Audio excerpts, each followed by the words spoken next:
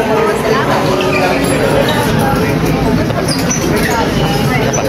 po, Ate Maymay Vlog.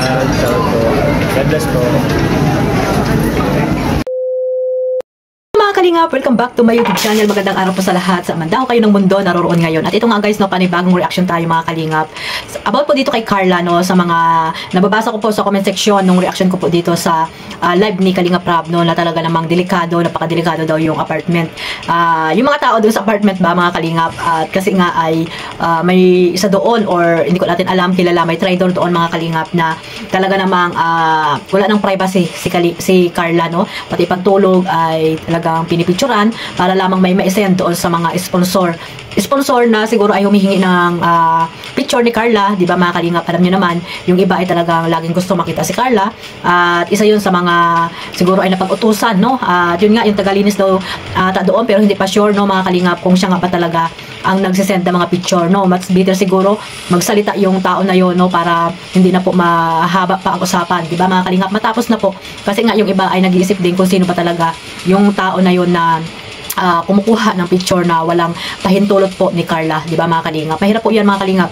O hindi natin alam kung yung kumukuha ng picture ay binabayaran, di ba? Binibigyan ng pera para lamang makahingi ng picture ni Carla. Ayan, ganyan talaga guys pag sikat, di ba mga kalingap? At ayun, hindi natin alam mga kalingap, pero hindi pa rin tayo dapat manghusga kung sino ba talaga yung tao na yon. May nagsasabi, no, na yung naglilinis daw doon mga kalingap ang nagsisend ng picture or ewan kung totoo nga ba yan. So hindi tayo mag-mention dito ng name kasi wala naman tayong hawak na resibo, di ba mga kalingap? At dito lang tayo para sumuporta at syempre sabihan din na ang mga taong ganyan ay hindi dapat pagkatiwalaan, di ba? Yung tao na yan na pinagkatiwalaan mo pero isa palang traitor sa iyo, di ba mga kalingap? Nang dahil lamang sa pera ay nagagawa niyang kumuha ng mga picture sa iyo na wala namang alam kay Carla, di ba? Pero hindi natin alam din kung nagpapabayad ba siya or hindi, di ba mga kalingap? Ayun, may mga nagsabi na ililipat ng apartment or ilipat ng apartment si Carla, lalo na po yung sponsor niya na nagbayad na po sa apartment na yon ay gustong ilipat si Carla or kung gusto man daw ni Kalingap Rab na ilipat itong si Carla ng apartment or di kaya yung iba naman ay lagyan ng CCTV, di ba? Mas better yung CCTV mga kalingap para safe din, di ba? Siyempre wala naman sigurong ibang kukuha ng picture dyan kasi nandoon lang naman ang magpinsan, di ba? Alam naman sila ang kukuha ng picture at isend kung kani-kanino lang, di ba mga kalingap? Hindi naman siguro nila gagawin yun, no? At ngayon, kung halimbawa may CCTV na, gagawa pa ba yun, di ba? Hindi kasi nga, nabuko na, di ba? Nabuko na siya yun, di ba? Kaya, parang hindi na rin advisable yung lalagyan mo ng CCTV yung apartment ni Carla kasi nga tatlo lang naman sila doon, di ba mga kalingap? At ayun, nadagdag lamang yung tagalinis daw doon kuno na binabayaran din. Siyempre, alam nga namang hindi bayaran yung tagalinis na yan. O, alam nga namang maglilinis lang yan doon ng libre, di ba? Ngayon, lahat binabayaran na. Kaya, ayun guys, no? Kung sino man yan, no? Sana hindi niya ginagawa yung ganon. Kasi nga, sabi ko nga, mahirap ibalik yung tiwala sa iyo. If ever nga na, ikaw nga yung gumagawa niyan, di ba mga kalingap? At siguro, kilala din ni Carla yon or ni Kalingap Jomar, no? Marami pong nag-alala at nagsasabi na mag-iingat daw si Carla, no? Lalo na yung pagpunta daw ng pag-uwi ng Tarom, di ba? Lahat na, ang dami na nilang mga dito sinasabi, no, na talagang dapat daw mag-iingat si Carla. Tama lang naman, di ba? Mag-iingat sa panahon ngayon kasi napakarami ng nangyayaring hindi maganda. Ayan, no? Katulad yan, sabi nga ni Kalingap Rab ay delikado yung mga bagay na yan kasi nga nangyari na po yan dito kay Rina, di ba? Nangyari na po yan kay Rina na nawakwak ng mga ng mga sponsor na ngayon ay nag-away-away na rin, di ba? Kaya nga ayun, pag mga ganyan, no, walang walang forever mga kalingap, no? Gusto lang nilang pagkakitaan itong bata or halimbawa si Carla, di ba? Gusto lang nilang pagkakitaan kasi nga sikat, di ba? Sikat dahil maraming mga sumusuporta. Makita lang si Carla ay talagang nandiyan po ang suporta po nila, nandiyan lahat sila na nanonood dito kay Carla. Kaya mag-iingat na lang si Carla sa mga taong nakakausap niya, mga taong pinagkakatiwalaan niya, di ba? Kaya sabi nga, dito, huwag tayo magtiwala sa mga taong kahit nga kaibigan natin, di ba? Kaibigang matalik na natin pero nakakagawa pa rin yan ng hindi maganda sa atin, di ba mga kalingap? Sa bagay, lahat naman tayo guys, yung mga viewers po, hindi po natin yan mapiplease, di ba mga kalingap? Kaya sana mag-unawaan na lang tayo mga kalingap, no? Dahil nasa isang community lang po tayo, sa Team Kalingap.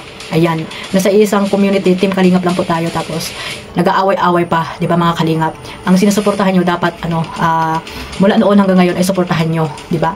Kung may mga, sabi ko nga, wala naman talagang perfectong grupo, pamilya nga, di ba? Lagi kong sinasabi yan, na wala naman talagang perfecto, kahit nga sa magkakaibigan, di ba?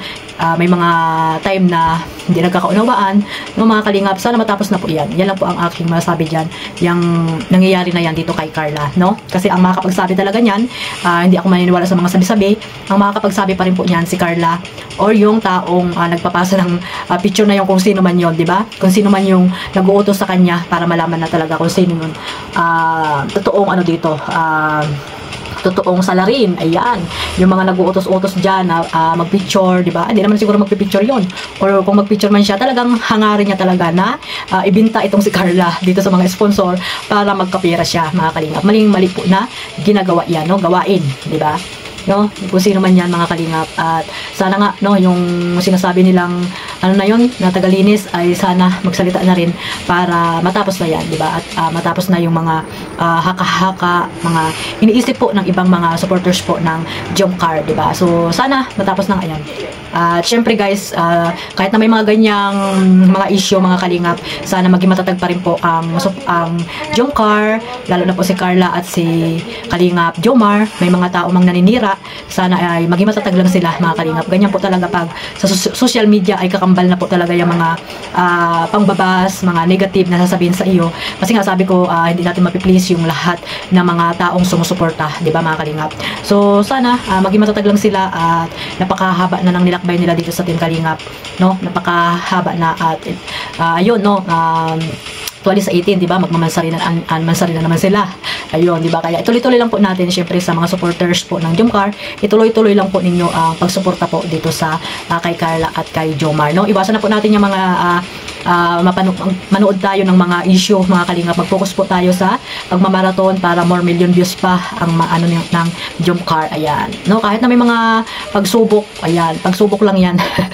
Pagsubok lang yan, lahat-lahat ng yan, at malalagpasan din yan, malalagpasan din ni Carla yan at ni Papa Jones. Ayan mga kalingap, sana ay magsalita na rin yung mga taong involved dito, di ba mga kalingap, para matapos na po. At mahirap po talaga yung mga taong alam mong nagmamahal sa iyo ay sila pa yung gagawa ng hindi maganda sa iyo, di ba mga kalingap? Kaya sana guys, lesson learn na rin po yan sa lahat, no? Yung mga ang mga issue na yan, yung mga inggitan sa kapwa, dapat alisin niyo po yan mga kalingap. Ayan, yan po kasi ang nakasira sa isang samahan, yung inggitan, di ba? Wala naman dapat ka-inggit, di ba? Dapat magsuportahan na lang tayo mga kalingap. So hanggang dito na lang po, at ayun, no, sana ay maunawaan po ng lahat, at patuloy lang po nating suportahan ang Jomcar, si Carla at si Papa Jones. Ay, huwag niyo pong kalimutang suportahan ang kanilang mga YouTube channel. Ayan, suportahan po niyo. At syempre ang ating founder, Kuya Bal Santos Matubang, Ate Edna Vlogs at Kalingap Rob. At sa lahat na po ng mga mabait at masipag na charity vlogger sa Almandaco at sulok ng lugar po dyan sa Pilipinas. Mabuhay po ang Team Kalingap. God bless us all. Bye-bye.